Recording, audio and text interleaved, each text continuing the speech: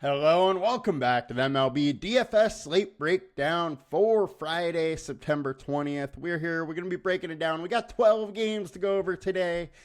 And this is market only 1 week left of the MLB DFS breakdown for the season. Next week is the last week of the regular season before we get into the playoffs, but it's also going to be the end of this show for 2024. Now, let's get into this slate, and before we do, you got to come join us at LineStar. Best time of the year for DFS. I know baseball is ending, but we have basketball starting next month. We have football well on its way, so get in, come get in. Let's go. Let's make some money, and let's get into this slate. We're going to skip the perfect lineups, the winning lineup from yesterday, and just dive straight in. Our highest owned pitcher is Garrett Cole, and it's a spot that, I don't mind. I'm probably just not going to get a ton of him. One, Garrett Cole just doesn't have the upside that he usually does. Can he still get us 30? Yes, he's done it twice this year. Can he get us high 20s? Yes, but Oakland just is not the team that they used to be. They are swinging the bat pretty well. Versus righties over the last 20 games, 291 average, 193 ISO, 352 WOBA. Very good numbers. It's a tough matchup. Garrett Cole, meanwhile, been solid. 3.28 FIP over the last 20, 3.7 over the last 5. My worry is his K rate is just way down than what it used to be. 23.7 over the last 5, 25.8 over the last 20. There is a little upside, but just not as much as I would really like in this spot. I don't mind the Garrett Cole, and I will have a little bit, but I'm not going 18% on him. I'll probably be under that. Next, Corbin Burnes. I don't understand why he's 18%. Yes, he's a very good pitcher. 3.8 FIP over the last 20 and over the last 5. But it's a 20% K rate. I'm not paying almost 10K for a 20% K rate, 20.56% combined K rate.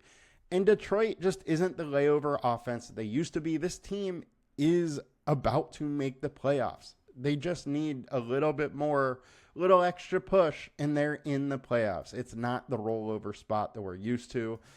I just can't pay that ownership for Corbin Burnes. Another guy I can't pay the ownership on, Justin Verlander. He is only 7.8K, so there's a little interest. He's had 3 games in the high 20s or 30s so far this year, but 4.67 FIP, 5.03 over the last 5. K rate's down. StatCast data isn't good. Angels, while they are bad, I still don't really want to pick on him in this spot. So, sorry, Verlander. I think there's other spots I would rather go. Michael Wacha is one of those spots, 16% owned versus the Giants. 2.74 FIP over his last 5. 3.63 over his last 20. 25% K rate over the last 5. 22% over the last 20. I like this spot. Giants also strike out a lot, striking out at 27%. They got a low WOBA and 170 ISO versus righties. I'm in on this spot. He's also going under-owned. Give me some Wacha. Next, we got Charlie Morton, 8.5K, 2.0X. It's a little bit of a tough click. He's been in the high 20s 2-3 times this year, but he's versus Miami. Now, he has done very well versus Miami. He has one of his good games this season versus them where he went 6 innings, no earned runs, 6 Ks. But Miami, as of late, is actually kind of raking. 286 average, 184 ISO, 355 WOBA. Those are very solid numbers, and Morton can give it up. So this is a spot where I don't mind having some Miami stacks. Also don't mind a little bit of Charlie Morton. However, I'm not going to have very much. I would rather pay $500 more and have Garrett Cole in a very similar matchup personally. Next, we got Zach Gallen, 9.3K. He's good. 3.24 FIP, 3 over the last 5. 34% K rate over the last 5. So his K rate has been solid. He's definitely been pretty locked in. Now is the time of the season you want to be that locked in, but it is a tough matchup. Milwaukee has some power. They get on base. They score in a lot of different ways. Gallen has given up some stolen bases. I don't love the matchup for Gallen. However, 29.2% combined K rate does have me a little bit interested in him in this spot. Jacob deGrom, I can't do it. 3.2 innings, 61 pitches last time out. I mean, even if he gets to 70 pitches, maybe 5 innings, I'm just not paying that price tag for him. Next, we got Joe Musgrove. I'm all in on Joe Musgrove in this, and the fact that he is low owned to me is wild, or low-ish owned. 4.15 FIP over his last 20 is not great. 2.64 over his last 5 with 30% K rate. Musgrove goes on runs where he is just absolutely dominant, and he is in one of those runs now. He's in a great matchup versus the White Sox. I'm all in on a lower-owned Joe Musgrove. He's efficient. He can work deep into games. I think there's a lot to like here. Christopher Sanchez away. Nope, not going there. 72% less fantasy points while away. George Kirby, he's away. He's much worse away. He had a decent game versus Texas, but he's going to see him twice in 2 weeks, and now he's going to see him away where he was at home last time and only had 3 Ks, so I'm kind of out on Kirby as well. Kyle Gibson, he's cheap enough for consideration, but there's so many guys in the mid-range that I don't even know if I really need to get to a value guy in this spot. And I don't really want to face Cleveland as it is. David Festa, 8K, is probably my favorite pivot option or low-owned option. He has a FIP before so far this season, but 3.41 over the last 5 starts. The K rate, 28%. Then he's going against Boston, who has been bad versus righties lately.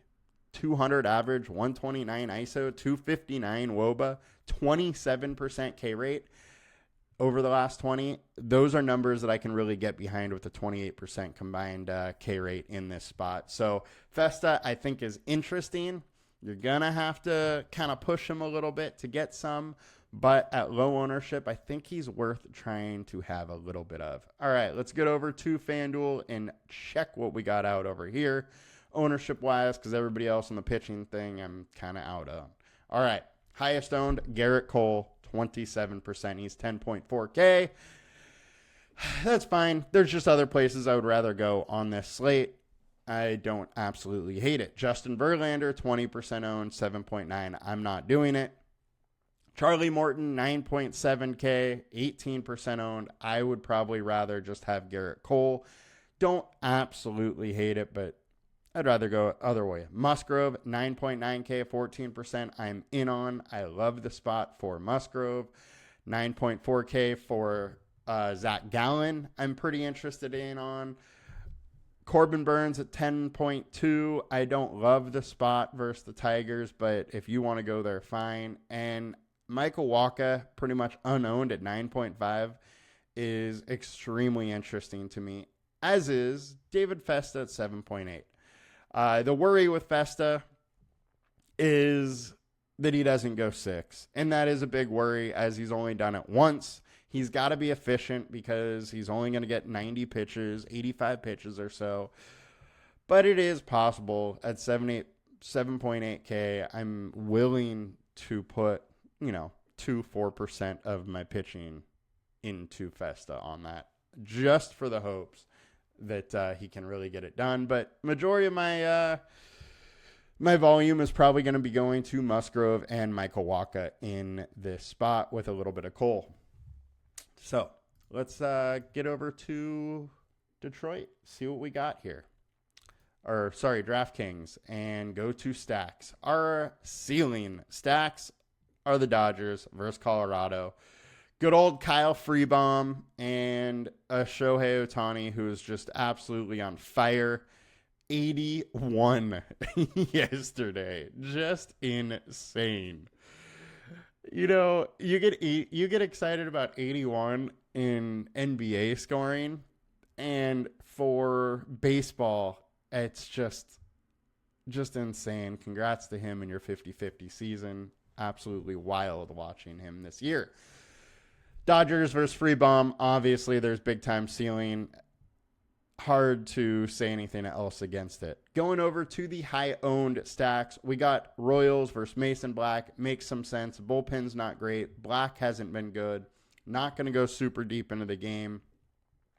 We have a decent implied run total here at 4.7. It's warm in KC. There's a lot of reasons to go there. Atlanta versus Balazzo. He's been bad. And Atlanta was swinging those sticks yesterday, had a big game. Can they do it again? Absolutely. Projection. Highest projected, Dodgers are all over it, as they probably should be. They just smacked them yesterday. Coming back for more today. And our highest value stacks, we got the Royals, we got the Giants. Giants versus Waka. I don't love that value spot, but hey, computer's telling us that we should look at it. So sometimes you just need to look at it a little bit. Now, highest implied run total is 5.4, followed by Braves at 5, Royals at 4.7, Diamondbacks at 4.6 is an interesting one to me. They are away. Colin Ray hasn't been that great lately, but the bullpen they're going to be against is tough. Houston versus the Angels and Tyler Anderson. Anderson hasn't been great as of late, but he is sneaky and can have really good games. Boston versus David Festa. I don't love the spot for Boston, but you can definitely consider it. Minnesota at 4.5 versus Richard Fitz, I think, is very, very interesting considering the bullpen behind him has been awful. Yankees, definitely willing to go there, as I am with Cleveland. And I think the Padres are actually a very interesting one.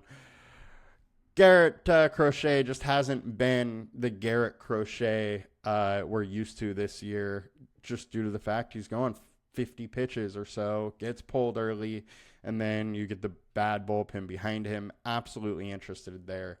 Milwaukee, Zach Gallen has been worse away.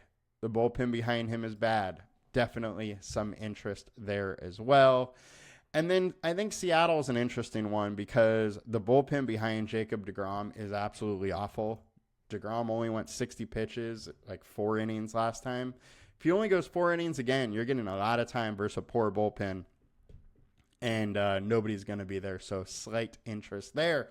That'll do it for us today, guys. Wrapped up a 12-game slate real quick because we just cut out like half the pitching. That doesn't really matter.